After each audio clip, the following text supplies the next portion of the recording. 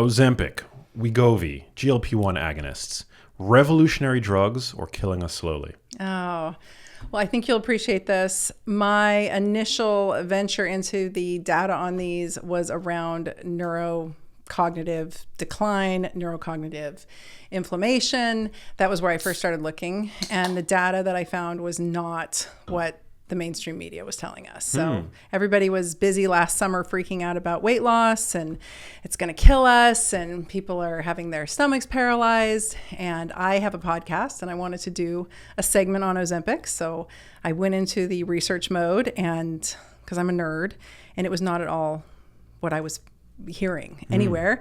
The functional medicine community seemed to really be having a strong opinion about them as well. You probably saw that. I felt like everybody was just sort of regurgitating the same blog post. You know, I was like, does anyone have an opinion on this that's nuanced?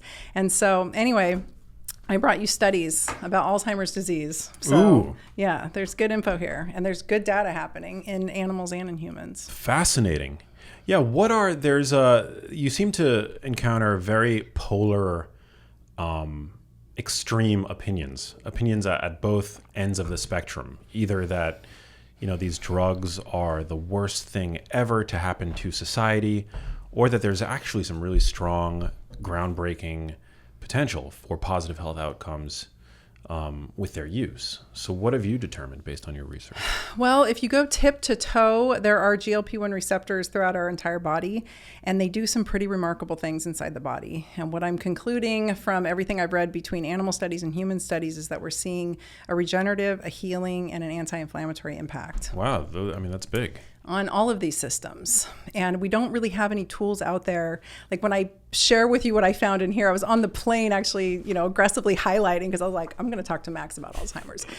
This is what threw me. My grandpa died a horrific death from MS, and I have autoimmune disease, and I have a few of them, and I have one that manifests as really bad pain, back pain. I have psoriatic arthritis, and I also have, when it flares, I get pretty severe neurologic deficits. And so that was where the research started. And I don't understand why the conversation always has to revolve around weight loss and type 2 diabetes. I think it was more of a scenario when they discovered GLP-1, they first were looking at it for neurodegenerative conditions, and then it just happened to do well with type 2 diabetes. And then the weight loss conversation happened, I don't know, years and years later, right? These have been around for 20 some years.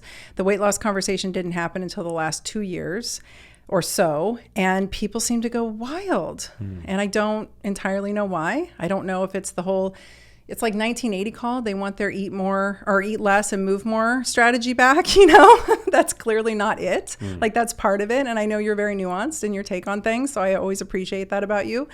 There's much more to weight loss, but these peptides, independent of their impact on weight and metabolism, have remarkable impacts across the body. Wow. Yeah. I want to get into it. Yeah. I think with a condition like obesity that is so multifactorial, but ultimately comes down to choice, right? It's not a condition that's primarily genetic. It might be influenced by genes and socioeconomic factors and the like. There's a whole host of issues that influence one's risk for obesity. But ultimately, I think what has become so inflamed in this, with regard to this drug is that, you see headlines where they're now trying to get these drugs approved for children and adolescents and even pets. I've seen articles really suggesting that we put our overweight pets on these drugs. Yeah. And it's like, okay, like if my cat's overweight, I'm pretty sure I know how to rectify that situation, right? And it doesn't require a shot. Yeah.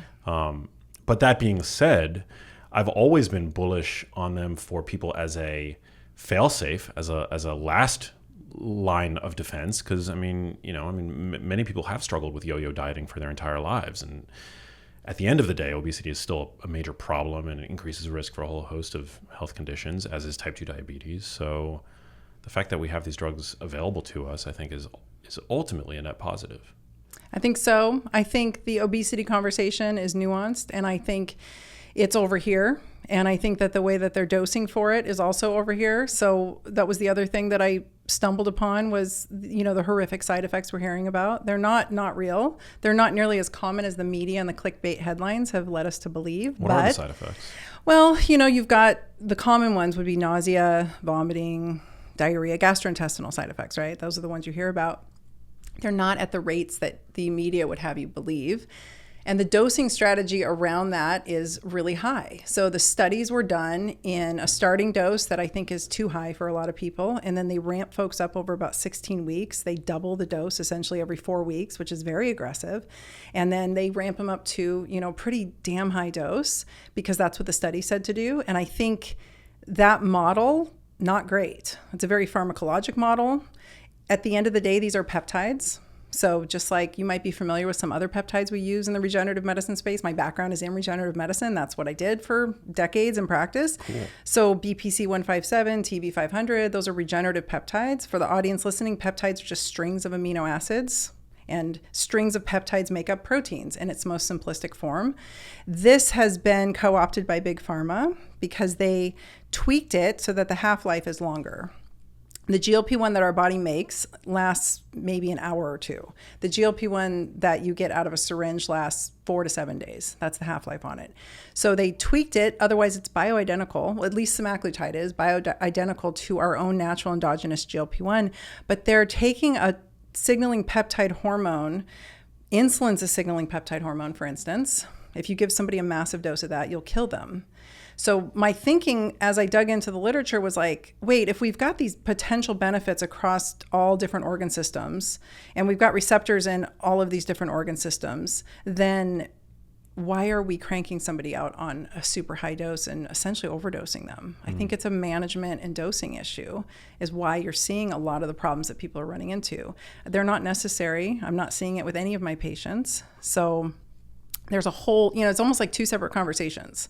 The weight loss conversations over here with these crazy high doses, which some people need, and I get it, and I think that might be an appropriate dosage strategy for them. But over here, we've got a whole slew of potential benefits for folks who might have a family history or a personal history of cardiovascular disease, neurocognitive issues. Like, I want to protect my brain, right? That was really what got me interested. There's also impacts on pain. They're anti-inflammatory in the body. They sit on our immune cells. They sit on our mast cells. They have impacts on conditions like, different mast cell conditions that folks are experiencing when they've got chronic mold illness, et cetera. So that's a more nuanced sort of longevity regenerative approach. It's a more comprehensive program that I would apply these in as just a tool in a tool belt of many other tools. Whereas over here, it's being used as monotherapy. They're cranking people out and we're running into pitfalls. So you're saying the minimal effective dose of the drug is likely far lower than what's being given to patients today? Depends. And it depends on what you're going for. So if you're just looking to get some neurocognitive benefit, mood boost, decreases in anxiety. We're seeing that in the literature as well. Things like that. I was going after brain fog. I had really severe brain fog and it was getting worse. And I knew that my autoimmune condition was driving it. And I was a little bit freaked out and I was not handling the day-to-day of, I have a podcast, I run a bunch of stuff, I've got a big team, and I was not meeting the mark. So and I'm metabolically optimized, right? I'm healthy, I'm fit, I lift weights, I eat really well. I have been doing this for decades. I'm not new to this. And so a tiny little dose for me is a whole different story than somebody who, like my father, he's extremely overweight and very diabetic. So he needs a higher dose, but he's still not needing the crazy maximal dose that is popularized in the more standard, approach. So it depends. Wow. It depends on the person. Yeah, I have a family member who's taking it for weight loss reasons, and he says it knocks him out, because it's given once a week. Yeah. And on that day, and for 24 to 48 hours after he injects himself, he's got he complains of crazy fatigue. Oh, no. I don't think any of that's necessary. I mean, think about it though. Like if you overdose any signaling peptide hormone or sex steroid hormone, like any hormone in high doses is going to make somebody feel terrible. So I do think that medicine is catching on. Just in the last few months, I've been seeing data coming out from around the world saying, let's take a more personalized approach. We maybe don't need to dose people up that high. We maybe don't need to take them there that fast. We might want to just approach them. And I'm seeing it when I basically stumbled upon this information and started interviewing every clinician I knew who was using it. And I went straight for my functional medicine and longevity and naturopathic, because I'm a naturopathic doctor as well as a chiropractor. And I was like, who's using this? What are you using it for? What are your dosing strategies? And many of them were dosing very low and slow.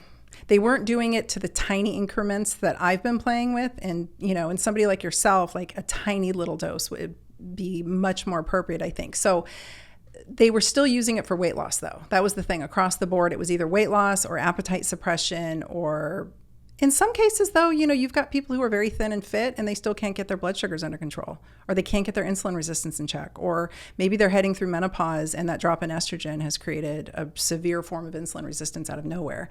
So they were using it in lower doses, but I think the allopathic community at large is where the problem is. And I'm hoping that they're catching on to this, because this is a more personalized approach. Like your family member should not be experiencing that, in my opinion. Yeah, it's definitely a problem. I mean, he's lost like 35 pounds, which is beneficial for him. But yeah, it's definitely startling, like the degree to which he's complained about it. Hey, if you like that video, you need to check out this one here, and I'll see you there.